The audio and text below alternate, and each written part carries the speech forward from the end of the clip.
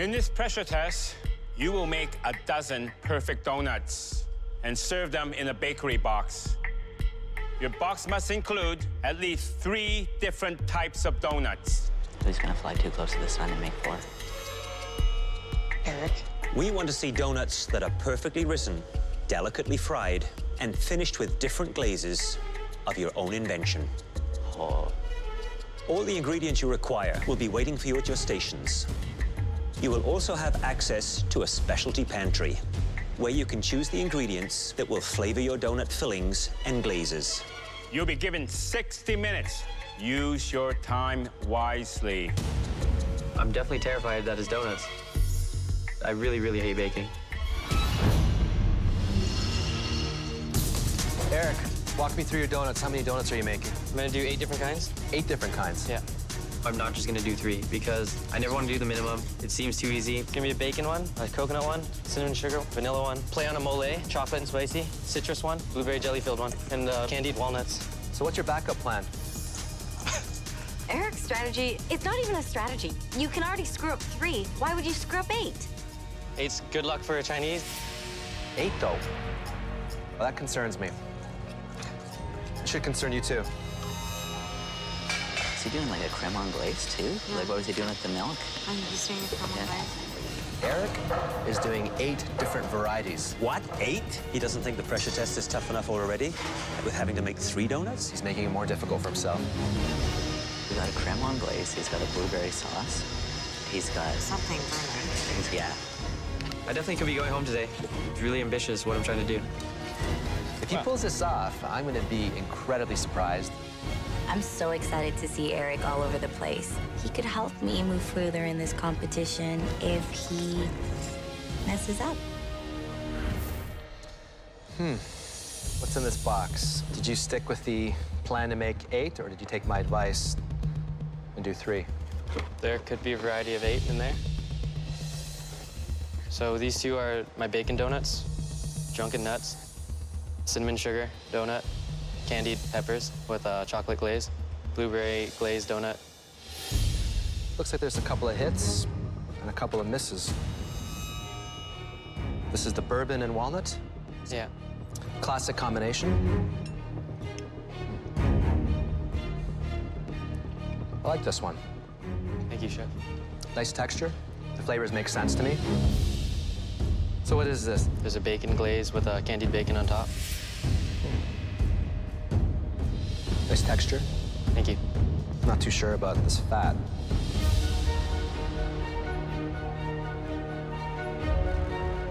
Did you eat this?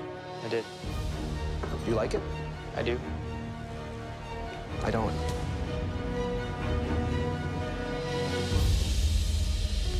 Well, 8 means wealth in Chinese. Yeah. But it also means greed. And when you get too greedy, I can tell you what can happen. You can get a big fat 0. So remember that. Yes, Chef. Okay, well, my favorite has always been sugar donut. Nice and plump, soft. This looks good. You know, I don't like my donut too sweet. But this one, it's just right. It's not too sweet. Nice texture. Beautiful. Now, don't you wish all 12 of your donuts were these? Yes, Chef. I'm not by any means happy with this final dozen donuts. It just looks like I'm an idiot because I tried doing 8 donuts and Chef even warned me I shouldn't have done 8. It's a culinary classic, a dessert. I just hate desserts. But not just any dessert. It's one of the grandest, most impressive restaurant dessert of all time. It was created in the late 19th century at Delmonico's restaurant in New York City and named after the coldest state in the American Union. Do you have any ideas what it is? No idea. I'm guessing it would be a baked Alaska. Probably one of the toughest desserts out there. I actually have no clue what a baked Alaska is. That's right. Baked Alaska. Your time starts Now! I'm very nervous. Just be calm, Kayla. Be calm, okay? Eric looks frazzled. No, I have no clue who's going home. Could be any of us. Calmness levels all-time low. Hate desserts, never had one of these before. 10 minutes. You only have 10 minutes left. Come on. Your meringue should be going by now. On the meringue, not the easiest of things to make. Separating those egg yolks from the white, making sure there's no contamination, because if you get a bit of that egg yolk into it, it is not going to become light and fluffy. Adding the right amount of sugar and then beating it so it is nice and stiff and easy to work with. That's the key. It has to be stiff so that it creates an insulation around that ice cream. It's time to put my meringue on my cake so I can start throwing it on. It looked like abstract art. I'm pretty good at culinary engineering. When it comes to constructing things, you pretty much have to slop a bunch of meringue on and just even it out, smooth it out, and take a spoon and start dolloping to get those nice peaks. You have 5 minutes. Start baking your Alaska. When I put it in the oven, I'm actually a little bit proud that I've actually pulled this off. My ice cream is solid, and my meringue is perfect. I put my baked Alaska in the oven. I feel like I'm a little bit out. Eric. Hello, Chef.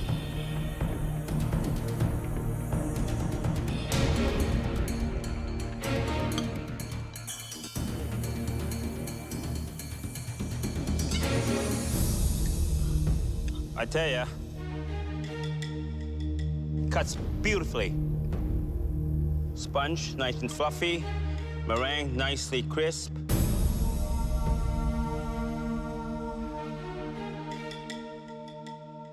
That cake, to me, is beautiful. You tell me you cannot make dessert, eh? That doesn't say it. You tend to underrate yourself. Sometimes you have to pat yourself on the back. Thanks, Chef. Your final and toughest elimination challenge is a shell game. Under each of these cloches is an incredible ingredient that will be the cornerstone of the dishes that you will make in this challenge. Are you ready to see what's underneath these? Yes, Chef. Razor clams. These fresh clams have a unique shape and are found on Canada's east and west coast. It's easy to overwhelm the delicate flavor. Dungeness crab. There's nothing quite like the sweet meat that comes from a West Coast crustacean. Only about 1/4 of the crab is meat, so every piece is precious. And be careful. Cook them too long, and they will become rubbery and inedible. And last but not least, scallops. These beautiful, brightly colored, fan-shaped shells house the sweet, tender scallop and its roe. They require very little seasoning, but if you overcook them, they will turn tough and chewy. All right, Kayla, time for you to make your choice. If I make the wrong decision, I could be going home. I'm going to choose this ingredient because it is my absolute favorite thing to order on a menu, and I know I can make the flavors fantastic with it. So I'm going to choose the scallop. Marita, you had the second best dish in the Mystery Box Challenge. That means you get the next pick. The razor clams or the Dungeness crab? I'm thinking about something that's going to be difficult for Eric. I've never cooked with razor clams before. I have no clue what I'd do with razor clams. If she's smart, she would choose the crab. Because Eric wants the crab so badly. I know he does. I can see it in his eyes. Chef, I've never cooked with razor clams before. I have cooked crab many times. My strategy is one that's simple. Eric is a great cook. Take the freaking crab. Do not let Eric have it. That crab is so tricky. Chef, I picked the razor clam. Yes, thank you. Thank you so much. I may have just given Eric $100,000. Well, there it is. How do you feel? Oh, God, I have a perfect dish for it. Perfect dish. Eric, Hello, Chef. tell me about your dish. What you're making? We're gonna do a green Thai curry with Green coconut Thai rice. curry. Do you think a curry might overpower the flavor of the crab? I think curry and crab go well together. It's not gonna be super spicy curry. It's gonna be sweeter and like herbaceous with the lemongrass, kaffir lime leaves. I like citrus notes with crab. Who do you think might be going home today? I think Rita's a stronger cook, so I'd like her to go home. Good luck. Keep an eye on the clock. Eric, please bring your dish up. Tell me what flavors went into the sauce and the crab. Fresh cilantro, lemongrass, garlic, onion, jasmine rice cooked in coconut milk, and then a crab broth that I made. Nice little presentation, quite innovative. The only concern I have is the large lime wedges. They're large? I just think if you take a mouthful of sweet, delicate crab, you have this huge hit of sour lime. Not something I would have done.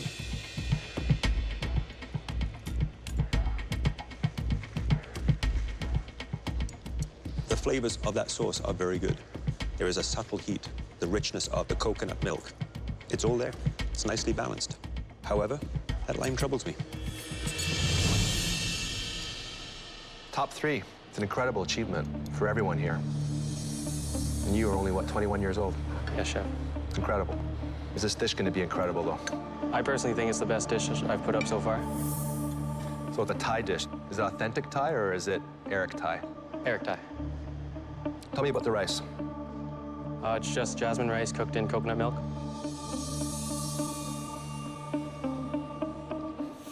It's delicious.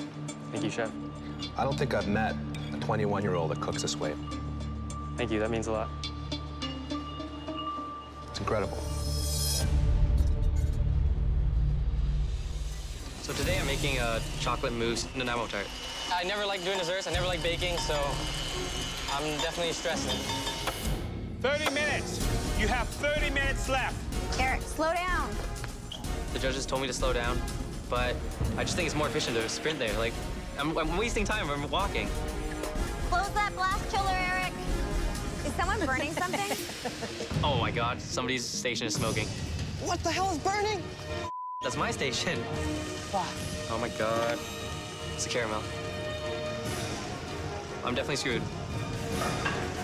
5 minutes left.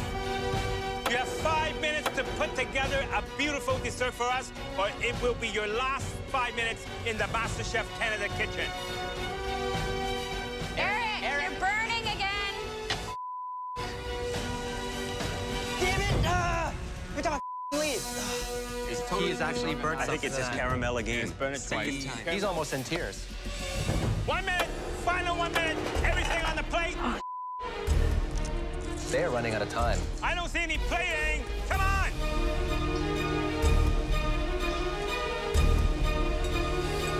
Ten, 9, 8, 7, 6, 5, 4, 3, 2, 1. Hands up. I am heartbroken because if I would have just been smart and left off the 2 panna cottas that didn't set perfectly, I would have a stunning dish right now. Look at this, it's ugly. Maybe it'll be double elimination to both Italians. I'm pretty happy about my dessert, because like at the end, I just did a quick caramel. Really hard. I try to do a lot. How'd you do?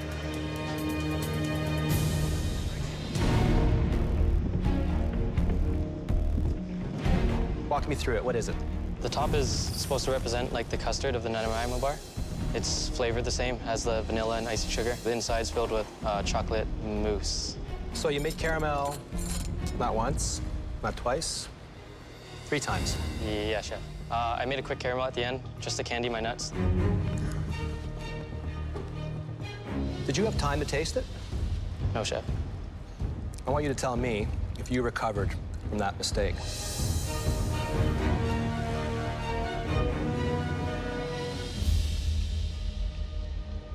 Tastes pretty good. I think you're right. Mistakes aren't always a bad thing. Thank you, chef. The cooking time for your entree starts now. One of my family's favorite dishes, but I'm gonna put an Asian spin on it today because I'm trying to keep it with an Asian theme. I'm gonna use katara and make egg noodles. Looks like he's just about to start working on his noodles. He is, to me, almost the pasta master. He loves working with noodles, and the fact that he's using a guitarra, which is a special little device, an Italian device, to make those noodles, shows that he's very confident and comfortable that he can make a really great noodle. I think I'm being the right amount of ambitious doing these techniques for my entree because it's all calculated and I know I can execute it. Eric already cooked his lobster almost to the edge. Now, if he stir-fries that lobster on top of the poaching, I'm concerned it might be overcooked. Marita is definitely playing it safe, doing what she knows really well, which might be a very smart move, but only time will tell. 1 minute! Your final minute! Come on, get him on the plate, plate him up, let's go, let's go, let's go! I'm happy to get a real walk and just cook some Asian food. I'm back in my element and stir-frying these noodles. 30 seconds! Woo! Come on, Marita! Yes! Beautiful! 10, 9, 8, 7, 6, 5, 4, 3, 2,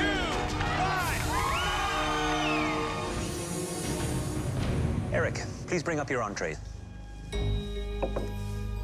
It's homemade egg noodles with lobster sauce, aromatics, spices, and then lime segments.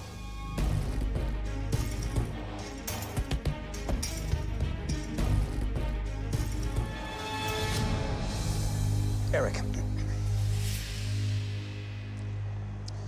you've learned how to cook lobster to a T. The noodles are amazing. The sauce, not too creamy and over-the-top rich, but is subtle with flavor. It's a fine dish that I'd serve in a fine restaurant. Certainly one of mine. Thank you. It's impressive. Eric, by using the guitarra, you have the perfect, what we call the Shanghainese noodles. You know, you got that nice, smoky, burnt flavor. Here is when you're mixing East and the West together, and you do it right. Very, very smart. Thank you, Chef. If you look back at the cook that you were when you first entered this competition, and you compare that person, that skill level, to where you are now, it's night and day. Thank you so much, Chef. Whatever the outcome is today, you need to cook